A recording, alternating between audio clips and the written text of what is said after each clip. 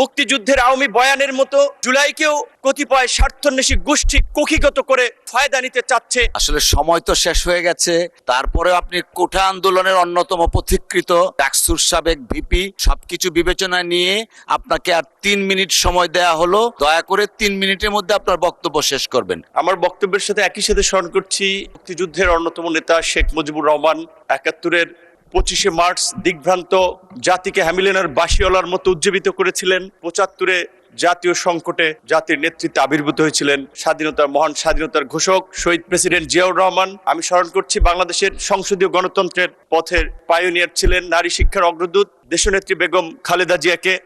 মাননীয় স্পিকার, আমি জন্মগ্রহণ করেছি একেবারেই বঙ্গোপসাগরের কোল ঘেঁষা দক্ষিণের জেলা পটুয়াখালীর গলাচিপার বিচ্ছিন্ন চর অঞ্চল দ্বীপ বেষ্টিত এলাকা চর বিশ্বাসে। সেই বিচ্ছিন্ন চর অঞ্চলের দ্বীপ এলাকায় ছিল না ভালো কোনো স্কুল।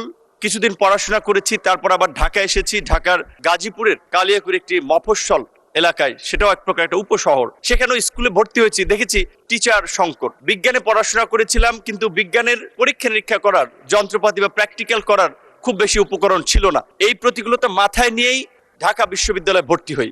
অনেক স্বপ্ন এবং আশা নিয়ে ঢাকা বিশ্ববিদ্যালয়ে ভর্তি হয়ে যখন দেখি হলের একটি সিট পাওয়ার জন্য এক প্রকার আধুনিক দাস প্রথার মতো রাজনৈতিক দলে লেজুর ভিত্তি করতে হয়, তখনই ভেবেছিলাম এই প্রথার পরিবর্তন দরকার। তখন থেকেই নিজের মনের মধ্যে প্রতিবাদকে লালন করে এগিয়ে যাচ্ছিলাম। গ্রাজুয়েশন শেষে চাকরিতে প্রবেশ করার চিন্তা করি, পরিবারের দায়িত্ব নেওয়ার কথা চিন্তা করি। তখন পড়াশোনা করতে গিয়ে দেখি মাননীয় স্পিকার, কোটার বেড়াজালে মেধাবীরা বন্দী। তখন মনে হয়েছে যে এই রাষ্ট্রের রন্ধ্রে রন্ধ্রে অনিয়ম, অন্যায়, অন্যায্য, এটার পরিবর্তন করা দরকার। এভাবে এই আধুনিক সময় একটি রাষ্ট্র চলতে পারে না।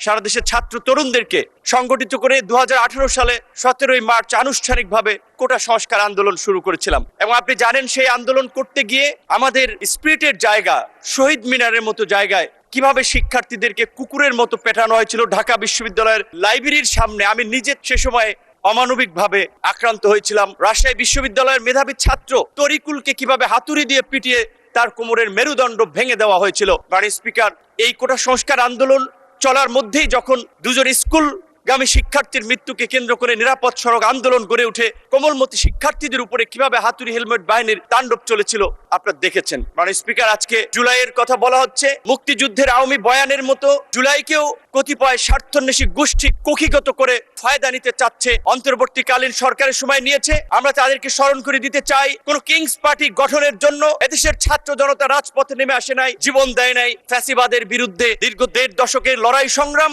তারই ধারাবাহিকতায় জুলাই তার উৎকৃষ্ট উদাহরণ। আমরা আজকের এই বিরোধী দলের নেতৃবৃন্দ, মাননীয় স্পিকার, আমি শুধু ২-৩টি নিউজ লিঙ্ক আমাদের বন্ধুদের উদ্দেশ্যে পড়ে শোনাতে চাই, আমাদের সংসদ সদস্যের উদ্দেশ্যে, যেটা গতকালকে আমাদের একজন মাননীয় সংসদ সদস্য জনাব আন্দালিব রহমান পার্থ তার বক্তব্যে বলেছেন। আমরা যে গত ১৭ বছর লড়াই সংগ্রাম করেছি, দেশের মানুষের মুক্তির সংগ্রামকে এগিয়ে নিয়েছি, আমরা সেটি জেনজির সাথে, তরুণ প্রজন্মের সাথে কানেক্ট করতে পারছি না, যার ফলে তারা হয়তো সঠিক বিষয়টা জানছে না। ২০২০ সালে দীর্ঘ ২৮ বছর পর অনুষ্ঠিত ঢাকা বিশ্ববিদ্যালয়ের ডাকসু নির্বাচনের ভিপি নির্বাচিত হয়ে ওই ডাকসুর কক্ষে বসেই সাক্ষাৎকার বলেছিলাম, সরকারের পতন ছাড়া দেশের মানুষের মুক্তি নেই। ১৬ই জুলাই ২০২০।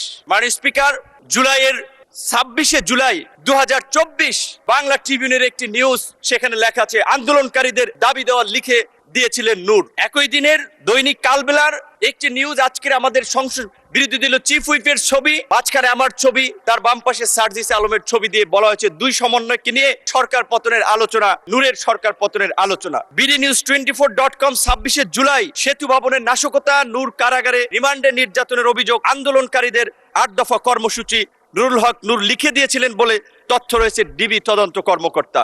২ আগস্ট ২০২৪ আদালত প্রাঙ্গণে নূর সরকার পতনের 10% ধাক্কা দরকার, প্রশাসনের আন্দোলন ঢুকে গেছে।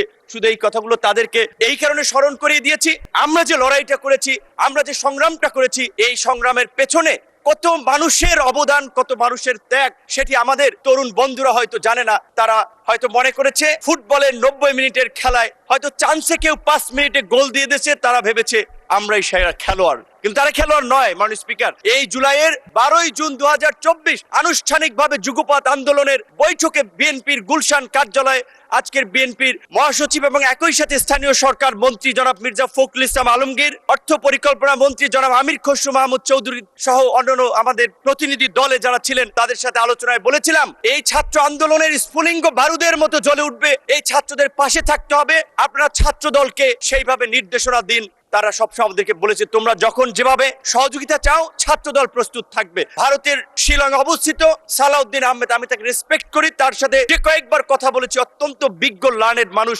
মনে হয়েছে রাতে প্রায় তার সাথে কথা হতো 18-10 মিনিট 20 মিনিটের মতো তিনি দেশ জাতি তরুণ প্রজন্মের দায়িত্ব নিয়ে কথা বলতেন। ঢাকা বিশ্ববিদ্যালয়, একই বিশ্ববিদ্যালয়, আপনিও একই হলের, সেও সিনিয়র, সেই সুবাদে তার কাছ থেকে পরামর্শ নিতাম। এই জুলাইয়ের মধ্যেও তার সাথে এমনকি এই 8 দফা যেটি আমি লিখে দিয়েছিলাম আমার আন্দোলনকারী বন্ধুদেরকে, সেটিও সালাউদ্দিন আহমেদের সাথে পরামর্শ করে আলাপ করে।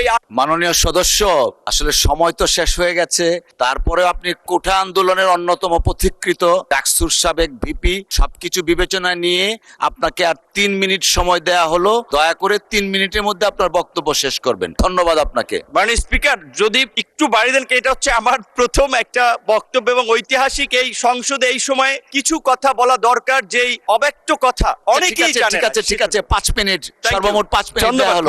5 মিনিট। মাননীয় স্পিকার, আপনি জানেন আজকের সংসদ নেতা বিএনপির চেয়ারম্যান জনাব তারেক রহমানকে 111 এর বিরাজনীতিকরণ প্রক্রিয়ার অংশ হিসেবে দেশ তাকে বাধ্য করেছিল, কিন্তু সুদূর প্রবাসে নির্বাসিত থেকেও তিনি দেশের সাথে, দেশের নেতা কর্মীদের সাথেই শুধু ছিলেন না, অপর রাজনৈতিক দলের সাথেও সম্পৃক্ত ছিলেন। যেই কারণেই 2022 সালের 30শে ডিসেম্বর আনুষ্ঠানিকভাবে 31টি দলকে নিয়ে সরকার ও শাসন ব্যবস্থা পরিবর্তনের এক দফার যুগপৎ আন্দোলন সূচনা করেছিলেন। এবং আজকের আমাদের বন্ধুরা যে সংস্কারের কথা বলছে, সেই সংস্কার আমরা 2022 সালে 31 দফা রাষ্ট্র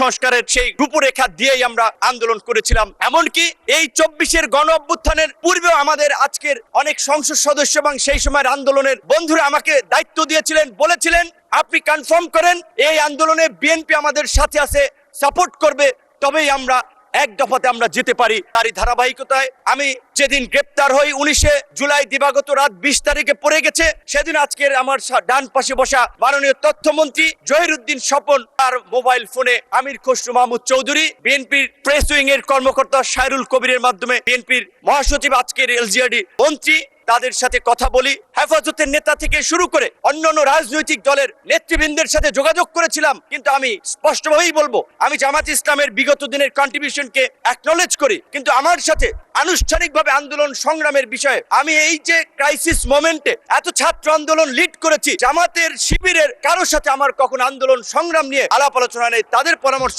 আমি কখনো, আমার সাথে সুযোগ হয় নাই কিংবা গ্রহণ করি নাই। তাদের আন্দোলনকে আমি রেকগনাইজ করি,